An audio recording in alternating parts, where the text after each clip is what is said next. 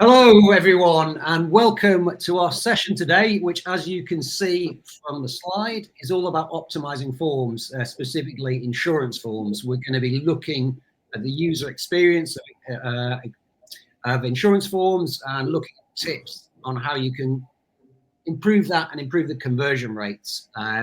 Just to give yourself a quick intro, I'm Alan from Zuko Analytics. This is my colleague Adam who's with me. Hi everyone. Hey. So we shall begin. A little bit of housekeeping to start with. We're on LinkedIn Live, which does mean there's a little bit of a delay. Please, if you think of any questions you'd like to ask, drop them in the comments straight away. We'll answer them when we can, because otherwise there'll be a delay by the time we get them. But put them in and we'll answer as soon as we can at the end. So firstly, I'm going to go through what we're going to be talking about today. So specifically, a little bit about who we are and why it's important. Then we're going to talk about a little bit of research we did on insurance forms in the UK, just about our methodology and just a little bit of anecdotes about some of the winners and losers there before we get into the real meat of the presentation, which is all about some key optimization points and pain points on insurance forms and how to reduce friction there, because we spent a lot of time looking at it. But as I say, first of all, why should you listen to us? Well, as I say, we're from Zuko Analytics. Zuko is a software platform that tracks user behavior on forms. So it identifies where the problems are on your forms, what are the questions or the issues that are causing people to drop off your forms and never come back.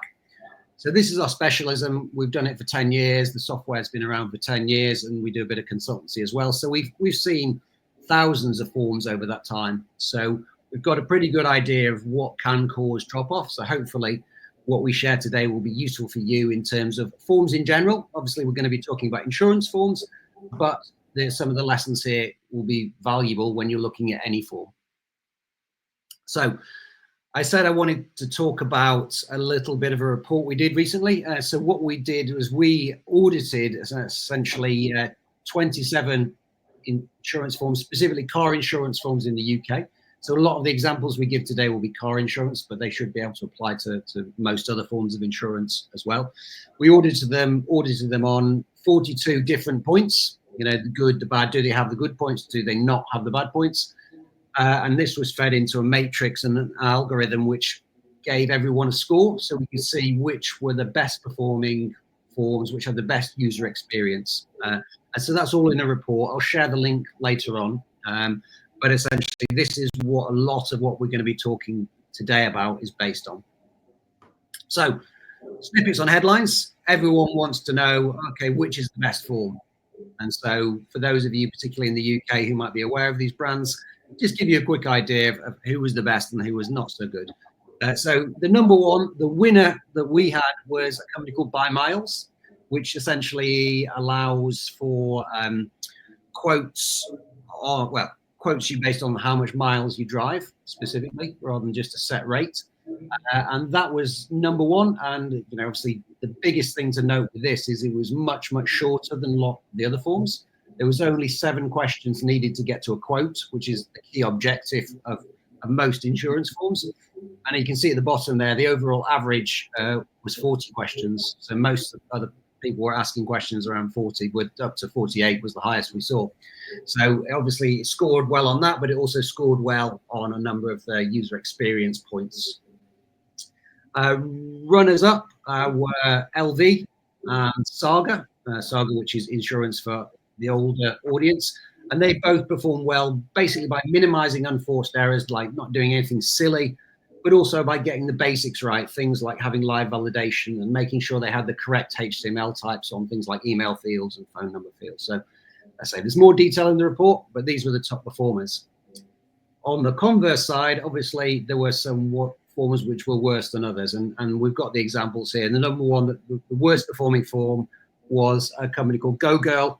And that was bottom because it had some really horrible UX patterns, some of which you'll see later on. Bad date picker, for example, but also things like a finger slider. So if you can imagine sliding your finger to try and set an exact excess number or 250 and you know, pretty horrible experience there. Other ones that performed poorly, surprisingly, was John Lewis Insurance.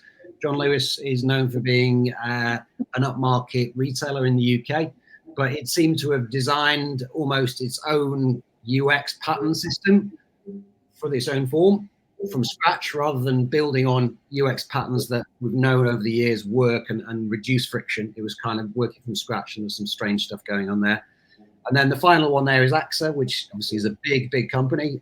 That one underperformed on the basics, wasn't doing the basic things right, and that's why it scored poorly. But we'll now move on to the individual things that you would see on insurance forms, car insurance or other, and sort of why they're important or not. So we will now move on. And we just had a comment through from Griffin Cox, so I'm going to shout out to Griffin. So hello there. Anyone else has any comments or questions, please drop them in. So first thing we're going to talk about specifically is vehicle lookup. So looking up your vehicle using a registration number. So Adam, obviously you looked at a number of these. Why is this important, do you think, in terms of car insurance in particular? Yeah, I think it just drastically reduces the workload, primarily for the user. You've probably got 6 or 7 questions that are kind of tied to the vehicle, engine size, year of manufacture, the precise model. So not only is it time to kind of fill in this information, it's also there are a few questions in there that could cause abandonment just through a lack of knowledge. So being able to autofill it, really, use a library that is existing in the UK at least to autofill this information is a massive plus. I think in terms of the implementation, it varied a little bit. I think pretty much all of the ones we looked at had this, right? Yeah, 100%. Everyone had one of these. Yeah. I think maybe where they differed a little bit was some were able to give an estimated value and some weren't. Yeah. So obviously the better ones were the ones that had an estimated value that could be filled in, because I think that I would struggle on that question personally. Yeah. What is estimated value of your car? I guess if it's a new car, then it's easy. But if it's a used car, you know, estimated value, what you're buying it for, but then what is it actually? You know, it can be a bit of a minefield. So because, and I speak from personal experience, having done this very recently, and that, yeah, what's my old car worth? I don't know. The only way to know is to put your reg into, you know, We Buy Any Car or equivalent, which means you get spammed with phone calls or emails just trying to buy your car off you for under price. So you just don't know. So yeah, I think you're absolutely right. Having that estimated value just cuts out that piece of uncertainty. Yeah, and I think if you're having to go to a third party to find that value, the chances of you leaving that form session to go and do that are massively heightened, and then am I going to come back? Yeah. So you're just increasing the risk that your user is going to drop off at this point. So yeah, the best ones are the ones that kind of gave a value. Yeah, excellent. Okay, so that's obviously on every form we found, because obviously it's plugged into a government database, and it does provide great utility, but ideally you would have the value in there as well. So moving on to the next point, which is one that's always a personal bugbear of mine, the occupation field. Now, you know, if you look at the insurance forms, we looked at 93% of them insisted on asking about someone's occupation. 2 of them didn't. So it just shows that it's not, you know, 100% necessary to give a quote. But obviously there is a reason why they do it, but there's a lot of potential pitfalls around there, isn't there, Adam? Yeah, I think, I mean, where to begin? It's user uncertainty at the beginning. It's really, with any insurance form, it's this has to be right. I must get this right. If I get it wrong, then is my cover going to be invalidated when I need it? So people are always super kind of worried about insurance forms anyway. If you're the kind of person who falls in between 2 different potential occupations, or you kind of straddle industries, which one do you choose? Is yours even listed in the first place? We see some of these lists that look like they're probably 20 years old. So I think you've got an example there. So if you're putting in UX consultant, which was probably relatively new or non-existent that time ago when the list was created, you're never going to appear. So then what do you go for? So yeah, most of the examples that we saw use copy to say choose the closest match, and which is good guidance to use, but I still think it's a bit of a minefield. And the amount of time that people are likely to spend on these fields and the kind of bouncing and returning behavior around them is generally going to be, generating quite a bit of friction. Yeah, no, definitely. And I think when you look at the research, insurance companies are not really trusted in terms of paying things out. So people are, as you say, paranoid about getting the answer right. So if you have any sort of job, like I'm sure we do, that's not easily definable in a standard list, it's difficult. But even if it is, there are then annoyances, as we've got here, where you're asking basically the same questions. What do you do, and which industry is this? Which you've got there. Obviously, an extreme example for butchers. Okay, I'm a butcher. What industry is it? Well, what do you think? So yeah, there's that additional frustration and additional friction that can cause people to drop out. Yeah, I think sometimes it's just kind of paint by numbers a bit, really. I think sometimes a bit more logic could be used. Another classic one on this list is abattoir worker, which is one of the options, but you're not going to be an abattoir worker in a school, are you? You don't know. Yeah. So, a bit of kind of conditional, a bit of logic being used. If you're an abattoir worker, you really don't need to ask the industry. If you're a bit more generic, like, I don't know, an account manager, for example, they might want to know, it's instead of just having a one size fits all, you're just doubling the amount of friction really unnecessarily. So. Exactly. I think it's thinking about it. And I mean, ideally, you wouldn't have this. Now, I know, speaking to insurance people, they want it for pricing, and a lot of their back end systems are probably set up so they have to have that information. But you do make it as easy as possible. So whether that's something like the pathways you talked about conditionally, or if not, there's the example there in the bottom right where you've got something that's searchable. So as you search, it will give you a list of potential choices, so someone can find it much more easily than just, sometimes you just see a drop down with 200 jobs and people are scrolling up and down going, oh, which one is this? I have no clue. And yeah, that's a terrible user experience. So if you have to ask it, make sure you're considering the user experience and making it as smooth as possible. I think this is one of those as well where you must have fixed copy around this question. Yeah. I think we saw some examples of it where choosing the closest match, that kind of key copy that you need was hidden away behind a tooltip or something like that, which is massively limiting the audience that are going to actually see it. Yeah, no, definitely. So having that fixed, clear kind of instruction next to the title I think is essential in this case.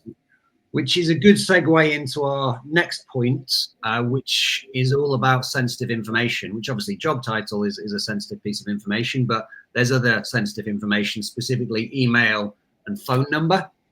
And this applies to basically any firm that asks for it. Obviously, insurance is also sensitive, but the asking for sensitive details, there's ways of doing it. And you saw, you looked through all those forms.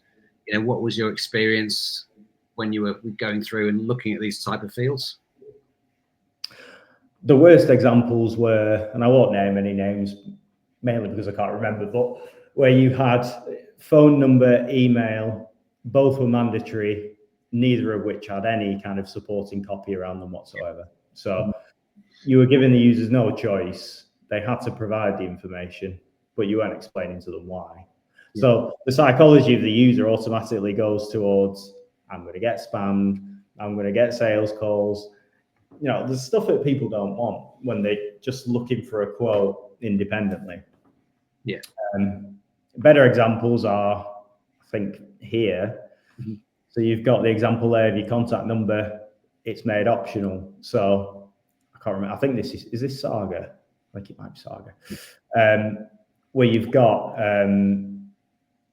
okay, in exchange for one piece of contact information, in this case, an email address, you can have a quote. Instead of making it mandatory for two, they probably know that telephone number is probably more sensitive than an email address. So that's the one that they're making optional.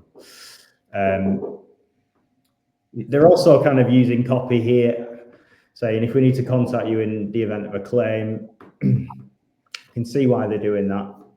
Yeah. It's kind of it's not to give you a sales call. It's, you know, for something that is going to be to your advantage. Therefore, give me the information. Yeah. I would probably question whether this is the right place for this kind of field in the process, because we're still on a quoting stage. Is that copy fully, you know, is that the right copy to use for a quote? I'm not 100% sure, but you can see why they're doing it. And I think if you look at the data, 70% of forms did use some level of microcopy to explain why they needed the information, which is good practice, but that means there's 30% on.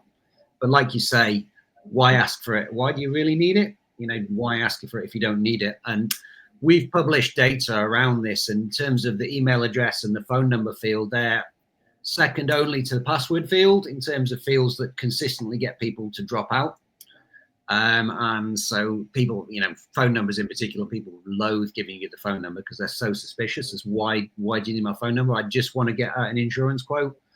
Don't force me to do it. So what you'll see is if you're insisting on a phone number, doubly so if you're getting them to confirm it, which we did see as well. You know, people getting to confirm phone number or even email address. Yeah, people don't like it and they will drop out. So it's best to A, not ask for it. B, if you have to ask for it, make it optional. C, whatever you do, make sure you've got microcopy to explain what you're doing and what you're not going to do with it, so they're reassured they're not going to get spammed. Yeah, and I think that copy as well, there's a tendency just to use kind of generic copy in there. We need this for, or we won't call you, which is fine, but you can be a bit more creative with it. You know, you can use it. You can use it kind of to encourage or to motivate or to, you know, you can use it almost in a marketing function, as long as you're kind of promoting the advantage to the user of giving you their number, then it's a better thing to do rather than just using generic kind of copy around these fields. Definitely. So moving on to another car specific one, questions about mileage. So Adam, can you tell me what your annual mileage is? Nope, not a clue. Don't have a clue. I can probably tell you my weekly mileage, which is probably leading on to what you're going to say next. Well, exactly. Annual mileage is a question that's pretty much everyone asks. You need it for insurance, but there's ways and means of asking for it and making it easier and more cognitively easy for the user. I mean, there's some examples here. I mean, do you want to have a talk through some of the better examples that you saw? Yeah, I think my favorite one there is the one where you've got it broken down daily, weekly, or monthly. I think when we're talking in the case of a year, that's so hard for somebody to estimate as a compute. But if you're talking about, all right, how many miles do I do daily on average, or how many do I do in a week? And, you know, that is probably a reference point that users can, you know, they can calculate, you know, fairly easily. So those kind of calculators were by far the best implementation. Or I think second best was, I'm not a massive fan of, and I think it's the John Lewis one where it gives you the average per week. Yeah. It's good, but it's good for a kind of a point of reference, but it's dependent on the user putting in an annual mileage value in that text box first for that to appear. Now, what you're running the risk of here is the user not knowing that there is this calculator going on and just looking at that field and going, I don't have a clue, I'm going to abandon here, without there being any kind of reference to there being any kind of calculator function around that field in the first place. And then the other ones we saw were around those kind of having different brackets there in the drop down. Yeah. Personally, I wasn't a fan. We're using drop downs, which aren't great, as I'm sure we'll come on to. But there's no real kind of help for the user here. You can estimate in as much as you can get it right or wrong within 1,000 miles, but there's no real help to the user other than that. Exactly. And I think it's, I mean, it was brought home to me recently. So my wife renewed the car insurance quote, and she put, she basically, the quote was from a previous one, which was 3,500 miles. And I think that was from COVID times. And she was just like, oh, I'm sure it's fine, whatever. But actually, it was only when I broke it down, and we were like, okay, that's, 10 miles a day. Okay, well, if you go on any big journeys, that's not right. I mean, she got it when it was broken down on a day-by-day basis, but not if you're just looking at 3,500. Seems like a lot of miles. I'm sure I'd probably do that. What's the total amount? Unless you go out and look at your logbook until what's the difference between MOTs or services or whatever it is. Again, make it easy and also explain why you need it. I don't think many of them did. You know, you get asked mileage. Why is it important? Well, you pay more and more mileage as you drive, etc. So yeah, and I think we're starting to get some comments through. So Madeline talks about UX audits of 4 top car insurance companies. One of them has a calculator, which was actually very intuitive. Which again, yeah, it's something we would recommend working towards. Another comment from Ardu Herbers, I'd like to receive the recording as well, so my colleagues can watch it later. Don't worry, we will. Anyone who's registered for this, I'll follow up with the recording. We'll host it and send you the links. But I'll make a note on it to send it to you in case you're not on the list. So yeah, don't worry. If you've signed up, we'll send it. I'm sure it will live on LinkedIn Live as well if you want to do that. So moving on to the next piece. Progress bars, which again is a fairly standard piece of kit across any form, multi-step form. So interestingly enough, not everyone had progress bars. 81% had a progress bar, but only 52% of those you could use it to navigate back and forth between stages. There's a couple of examples here. Policy Expert, which is kind of a classic progress bar, which has got labeled stages. And then Direct Line, which doesn't have a progress bar and just has it does tell you what step you're in, which is good because this is all about managing expectations. But otherwise, there's not that much clue about what else you're gonna be asked. And I suppose that there's a big gulf in the difference in policy of progress bars that you saw, wasn't there? Yeah, absolutely. These are absolutely essential for these forms. You're talking about, apart from the by miles one, which was a lot shorter, we're talking 35 fields. Yeah. So obviously you're going to have a multi-step and you're going to break that down into the categories of question. So a progress bar here is therefore you need to have one to manage expectations, like you said. Number of steps to completion. The Policy Expert one is far better. It's got step labels on it, so you can see, the user can see clearly what the different groups are, the different steps are down to completion. So I can see visually how many steps there are and what those steps are going to be talking about. That is allowing me to prepare mentally for what's going to come next. The Direct Line one, it's a very, very rudimentary one. It's a progress bar in the sense it's telling you your progress in the number of steps, but it, like you said, it's not giving any more information to that.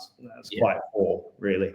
The better ones as well, the best ones, allow you to navigate between the steps once you've completed them. So by clicking on the tab or the bar at the top, you're able to go forward and backwards by using that as a navigation tool as well. Which I think is the case with the Policy Expert one there. So it's one of those that there are different, you can box tick with a progress bar and go, I've got one of those, but there are very, very different ways that you can implement it. Some are rubbish and some are great. I'd say the Policy Expert one there, just looking at it, looks pretty good. Yeah, exactly. You always think about the utility. Why are you doing it? And it's that, like you say, it's managing expectations and allowing navigation. People want to go back and go, oh, particularly in insurance where they might say put in a mileage to see if they can get a quote, and then it's like, oh, I'm going to click the button now. I want to jump back and check something to make sure that's right, which you find quite often. So yeah, we want to look at that. Then talking of managing expectations, obviously we know one of the most annoying things about forms is you get halfway through and then someone says, oh, you got to go get your passports or your driver's license or whatever it may be. So there's ways and means to go around that. And there's an example here from Tesco. So, I mean, again, there was not that many forms that did this. Not enough.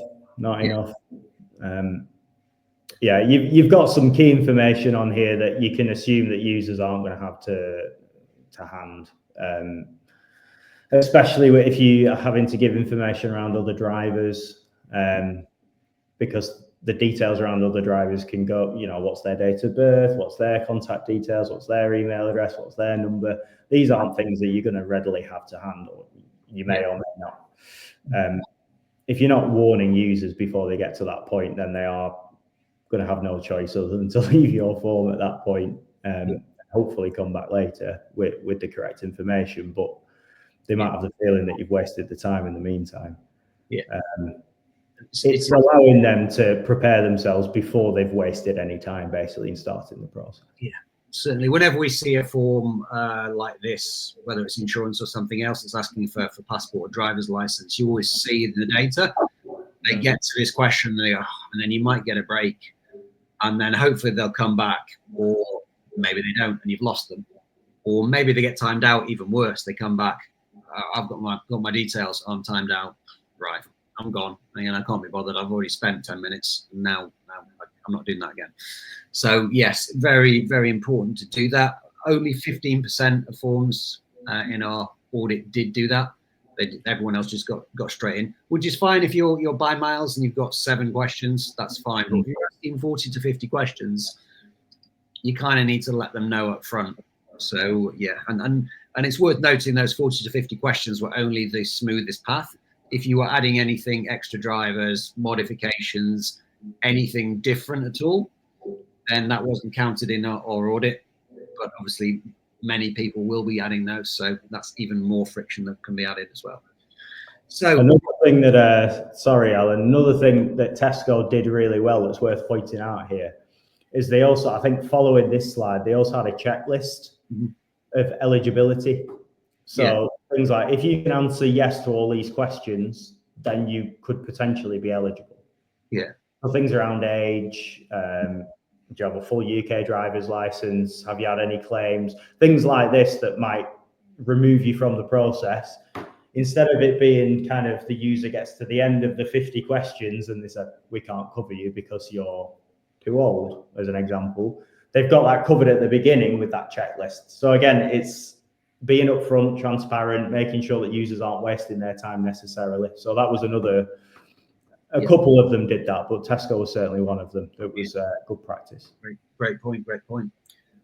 Well, now we're going to move on to probably our biggest bet in our at Zuko in terms of user experience, one that comes up all the time, and that's the joy of drop downs. It's so joyful. We've even got two slides on this particular one. Obviously, drop downs, everyone knows what they are, the big long or short list of things that you then scroll through and click what you want to do.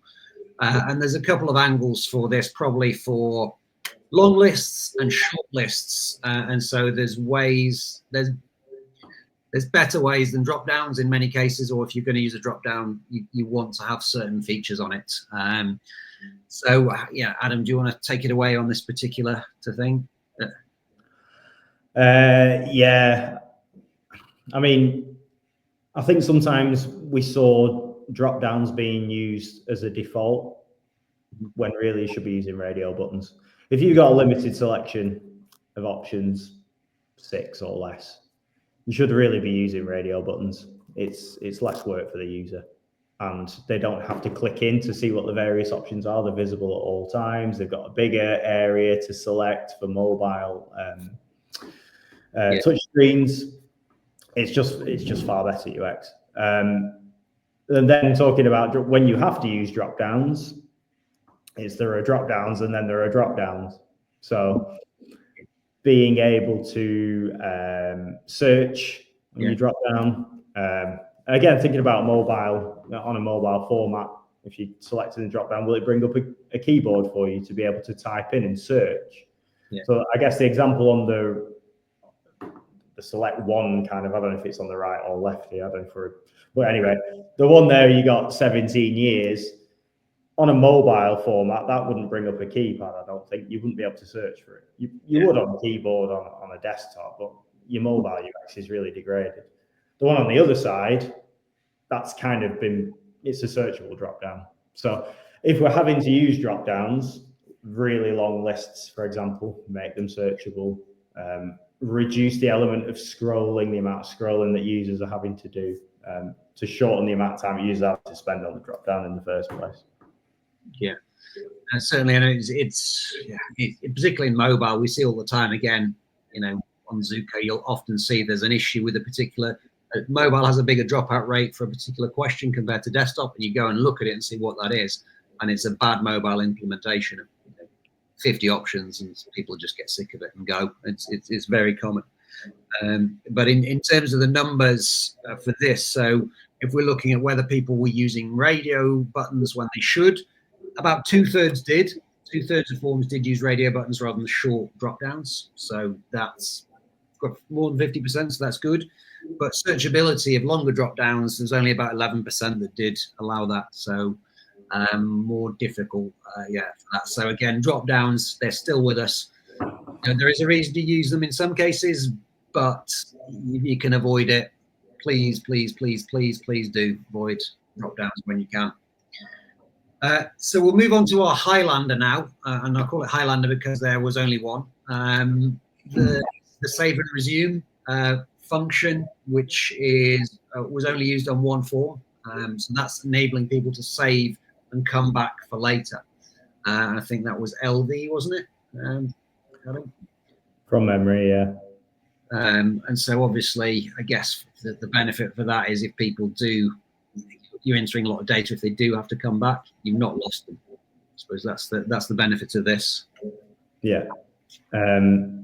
There's nothing worse. I know we've all been there when you're on, I don't know, step 7 of 12 on a form, and you realise that you can't go any further because you don't have that information, and then you're fretting, okay, well, am I going to lose all of this information that I've already put in?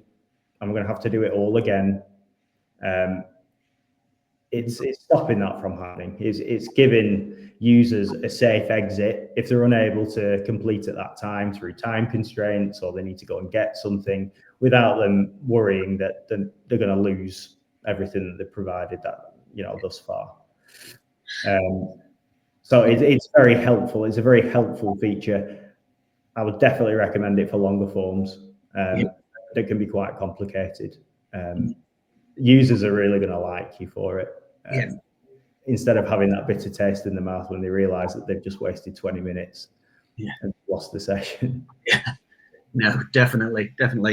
Okay, so we've got two more elements to go, and two probably of our favorite fun ones that actually people can relate to, because they can be some of the most annoying things on forms. And the first one is dates, specifically date pickers. We promised you some stuff at the start about a date picker, but we've got some examples of different implementations of date of birth fields. It's a slightly different thing for if you're picking date to start insurance, but let's start with date of birth. And in terms of, you had a lot of fun and games with these, didn't you? Yeah, we love a date picker, don't we? They have their place. I would say they do have their place. I'm sure we'll come on to it in a second. They're not completely banned, but for date of birth, they should be. It's an ageist field. The older you are, the more work you have to put in. More scrolling, the more time you have to take to go back to find. It's just miles more work and time for a user to input their date of birth. If they're having to scroll back 65 years to the year, and then they were born in December of that year instead of January, so they have to scroll through all 12 months, and then it's just a nightmare. 3 text boxes. They will have provided that information in no time at all. Exactly. And I think we've kind of tested this. We've got some eye tracking research on our website about date of birth fields, and it is that you see on the right hand side, the date of birth, 3 text boxes. It's essentially 8 taps and you're done. But in mobile, like you say, you're trying to fiddle through. This is it's not even the worst date of birth stuff. I don't think we saw quite the worst date of birth, but I think the worst one we've seen is on X, where you've got to scroll back by month till you get your month date of birth. So that's hundreds of taps. By that time, your finger drops off. So a lot of fun and games. But you mentioned in terms of date pickers, when might you use a date picker? And certainly in terms of insurance, it's possibly valid in certain circumstances. Yeah, so in the case of this, a date picker would have its place where in the question of when do you want your cover to start? Because it might be that you know that you're picking up a new car next Tuesday, but you're not fully sure of what date that is, but you know it's next Tuesday. Then if you got a date picker, you go, oh, it's next Tuesday, and it'll select the date for you. So for dates around now, other examples would be kind of booking holidays, for example, for flights, looking at different days of the week for flights. If you know that you can fly on a Thursday and back on a Sunday, they might have their place. But for things going back in time, things in the past, no, I would avoid really, especially for data. But yeah. No, certainly yes. It's a fiddly thing that doesn't need to be fiddly. It could just be done simply. And I say, luckily, 63%, so just shy of 2/3 of forms did use the 3 text boxes, but 1/3 of forms don't, and they're making it more difficult than it needs to be. So, final thing, which is something you probably could call a dark UX pattern. So you're trying to sneakily do something that the customer is not, informed of up front. And this was done by 2, and I'm going to name names here, two insurers, Admiral and Elephant, which I believe are owned by the same company. But it's very annoying, and he's going to. So yeah, this is all about account creation. So Adam, take it away. Why is this a terrible thing? This was awful. I really didn't like it. Super sneaky. So this was placed right at the end. Customer filled out everything, all the details about themselves, about their cover, everything that was needed. And then it was to see your quote. Oh, sorry, to secure your quote. I'm not quite sure what that means, but you need to create an account, which is, there's been no mention of this before. It was kind of plonked in right at the end. You need to set up an account in order to see your quote. So like you said, it was only the 2 that did this. You got to consider that users are using these forms to get a quote. They're using to inform themselves, to shop around and everything else. Setting up an account here is a commitment that they might not be willing to do. The companies know this. That's why they've put it right at the very end, when psychology says, well, if they've just spent X amount of time filling out this form, they're not going to want to waste all that. And so we'll put this right at the end. With the hope that it doesn't cause them to abandon. Now, I imagine it will cause quite a few people to abandon. But then you're also putting in a lot of friction at the end as well, because you've got really hard fields there that users struggle with. Password questions, security questions, all that kind of stuff. All in return for just seeing a quote. I mean, we talked, I mentioned earlier about password being the common field, which causes the most drop off. It's like 10% of users who interact with the password field on average will drop out on it. So that's, potentially a lot of people. I mean, there's also, we don't know if this is a good password field just based on this picture, because, well, it doesn't tell you what the stipulations are. Is it going to kick you out? What's going to happen there? So it could be terrible for them. So yeah, this we saved the worst till last, as it were. This not common, but if you are doing it, I mean, you're sure you have your reasons. You probably think that they're more likely to convert if they do commit, but when you're looking at user behavior, it's not even like e-commerce where someone's going to commit. They just want a quote. They just want you to tell them how much it is, and then they'll commit. So if you do this after they've quoted, fair enough. They have the option to drop out, but doing it to let them get what you promised them at the start, it's not on. But yes. So that essentially is, relatively brief overview of some of the insurance issues. We talked about the report. Again, here's the link. I can share this with you if you ping me on LinkedIn, or I'll put the link in the actual post that you're potentially watching this on. But if you want to learn more, feel free to reach out to myself or Adam. We're both active on LinkedIn. It's probably the best place to get us, to send a connection request, or you can email us here at Zuko. If you want to know more about Zuko, what we can do in terms of tracking and optimizing forms, ping us a message. If you just want to talk about forms in general, get our opinion, or work together in any way, just please do send that through. All right, so I'm conscious of time now, so I think we've addressed some of the points as they've come through. So thank you very much, everyone. We'll wrap that up now. But say, any questions, any comments, feel free to ping us and we'll get back to you as soon as possible. So bye for now. Thanks. Cheers, guys.